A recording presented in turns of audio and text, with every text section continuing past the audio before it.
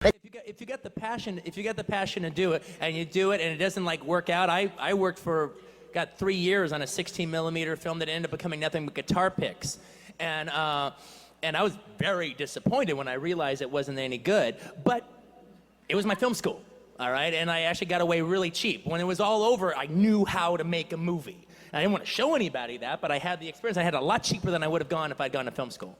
That's the other, do it in Spanish and subtitle it and they'll think it's an art film. That's the other advice. It worked for me. It was as exploitation as it could get, but I remember when it played at Telluride, all these old people come out of the Telluride Film Festival and they're like, it was like an opera. I was like, oh my God, I'm ruined. And about 30, 40 minutes into the movie, I was just like, you know what?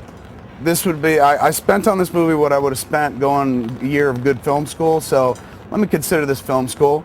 Maybe one day I'll be able to pay this debt off, and if I do, then I could think about maybe making another movie. So if you can find a way in, even if it means you're mimeographing your own book, or you're shooting on video, or whatever, you know, of course you're going to be aware of how that limits your audience, but instead of just sitting around moping and saying, oh, they're never going to give me enough to make my $5 million movie in 35, maybe that thing can be expressed in other ways first. And then maybe, like, you know, some fairly famous filmmakers, that will get enough notice and you'll get to remake it later in the 35 mil, you know, version with the real budget. My first director was probably the best director I've ever worked with, a guy named David Anspa, and he directed Rudy. He was so great the first day. This is a good director. The first day, it was my first time ever on a set that wasn't like a TV show or commercial, where I had more than one day's work. And I did my little performance of a scene, and he pulled me aside and he says, you're wearing a mic? And I was wearing a lav, you know, the little mic like this, and a little pack on your back, and he looked, he turned it off, he walked me away, and he went, if you don't mind me saying, do it a little bit, bring it down a little bit. Yeah, a little bit smaller. And I said, he says, do you mind me saying? I said, no, I'm happy you're telling me this. Nice. Yeah. And I thought, how cool, that said so much as I walked away, that he had the respect to turn my mic off, so the crew didn't hear on their headphones what I was saying. And another time, it's incredible. The crew was sort of grumbling, and he said, do you want another take? It was the end of the day. I said, nah, everybody's sort of tired. Because you like the crew, you're working with everybody, and you're spending most of your time with the crew, not with the director. And I said, nah, everybody's getting tired. And he was like, let me worry about everybody. Do you want another one? And I was like, yeah, I want to try it again. And he did, and he just made me feel so protected from all the distractions that you might have. And just a wonderful, thoughtful. That should be a director's job. To help the actor feel as safe as you can possibly. And would push me further at times. Well, actually, the takes on a movie is the least amount of time. All the time is spent is the lighting and the waiting. So, you know, the take is like 30 seconds. It's like Orson Welles said, it's not the acting they pay you for, it's the It's waiting. the waiting, yeah. You think it's still possible for an upcoming filmmaker to go the route you guys went and still be successful? That's a good question. Make Reservoir Dogs.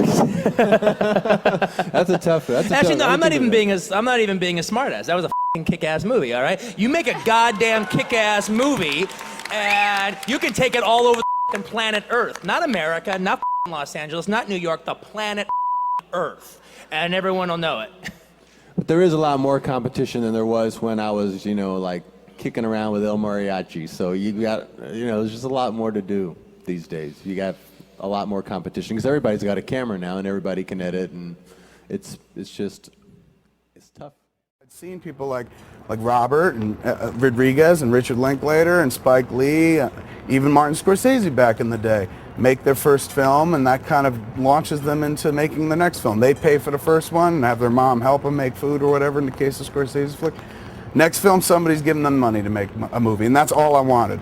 We wanted to make Clerks just as a showcase film to be like, look, obviously we know how to make a movie, so can you give us money for the next one? So that was always the plan. It was a two-tier plan. Make Clerks, bring it to the IFFM, it will get sold, and then we'd think about the next one. Like the first real big movie we were in was called Swingers. In trying to raise the money to do Swingers, we would do stage readings. For about a year. For about a year. And none of those readings turned into anything as far as money went, because producers would like it and they'd say, hey, we'd like to try to raise the money. We were all unknown actors. They couldn't help raise the money. We finally shot it for $250,000. But by the time we hit the set, we knew our parts inside and out. Yeah. So wherever we were, and sometimes we worked without permits, we would just land, do the scene, and usually, of course, you discover something new on the set as well. The more you rehearse, the more you discover. And I think a lot of what made that movie a quality film, in spite of all the constraints, was all that time that we had spent inadvertently rehearsing. I've been miserably unlucky with producers and the money end of film production. I think genuinely unlucky. I think I've had a lot of real bad breaks. I'm not crying about it, but it's true. But I've had the most wonderful good breaks and the most wonderful thing that anybody could have from the people you work with, behind the camera and in front of it. I haven't got anybody I could complain of in all these years. Of course, I was immensely impressed with Churchill, but he was quite another thing, you know. He had great humor and great irony. He went to see me when I played Othello on the stage in London, and I heard a low murmuring in the front row. I thought he was talking to himself, and then he came backstage afterwards and sat down in the dressing room and said, "Most potent, grave, and reverend signors, my most approved good masters," and began the whole of Othello's part, which he had memorized, and including the cuts which I had made, which he read with a good deal of extra emphasis. And then a few years afterwards, I happened to be in Venice trying to get some money for a movie during the festival, and poor Churchill had been, right after the war, as you know, crest of the greatest victory that any single man had ever presided over in modern history, was voted out of office. Quite properly, probably, but it was a tragic blow for him. And there he was in the hotel at the Lido with Clemmy, his wife, alone. And he'd go swimming out on the beach. And one day at lunch, I came in with a Russian businessman I was trying to hustle for some money for this picture. And as we passed Mr. Churchill's table, Mr. Churchill saw me and made that little gesture, and the Russian went out of his mind. This is a white Russian, not a red Russian. This is a, you know, a hustling, semi-Armenian Russian. And when he saw that Mr. Churchill not only knew me, but gave a rather special acknowledgement, it was clear to me that I had the money for my picture. So the next morning I was out swimming in the beach, and I found myself paddling in the water right next to Mr. Churchill. And I hadn't gone up to speak to him, but there we were in the water, and I had known him on and off during the war in a humble capacity, and I said, and he had come backstage to see me, and I said, "Mr. Churchill, I think you ought to know what you did for me." And I told him about how this acknowledgement had meant so much to me with my financier. And that day at lunch, I came in with a financier again, and Mr. Churchill rose from his chair and bowed.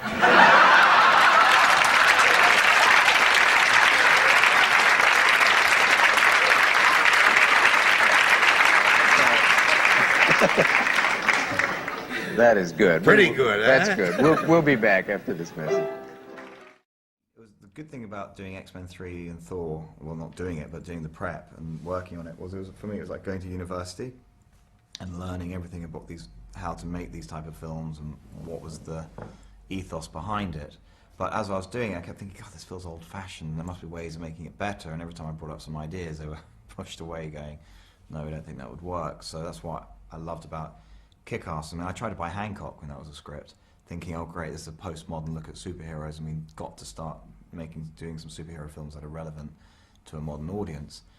And when Kick-Ass came along, I was just like, yep, this is it. I can put in all my ideas, and I can push the boundaries and try and make a superhero film that is actually fresh, original, and relevant. Enjoy it with me. No, you're a hog. Yeah. I'm telling you the truth. You are a hog. Yeah. You went up my ass, believe me. I want to tell you that. Because you didn't stick to any of the lines, and I was talking, it was my speech. Well, here's what my problem was. Can I share with you? Favreau kept coming to me going, it's like story time when we stick to the script. Do something, throw him off, get something real out of him. And a lot of the... No, that's what Favreau said. So Favreau was like, do something to make him react differently. And the weird thing in the editing room, John, I figured you work with Cassavetes. The weird thing in the editing room, John would go to like before they yelled action and after they yelled cut to get some of your reaction. People don't understand. I remember I was doing a scene once in the picture, and it was a difficult scene. It was in The Harder They Fall with Humphrey Bogart. And I only knew one thing at the time. This guy talks as fast as you've ever seen. We're going to get this guy. We're going to make him the world champ. Don't you worry about it. We got him 132 pounds. I'll have him up to 152 by the. And if I stopped to think, I was gone. Right. I took a chance. And two guys start talking about a horse race off camera. Aye. I said, look, you make a mistake, your boss fires you. You make a mistake, this little community knows, the town knows, the city knows, the village knows. I make a goddamn mistake, the world sees it. That makes me a little bit nervous.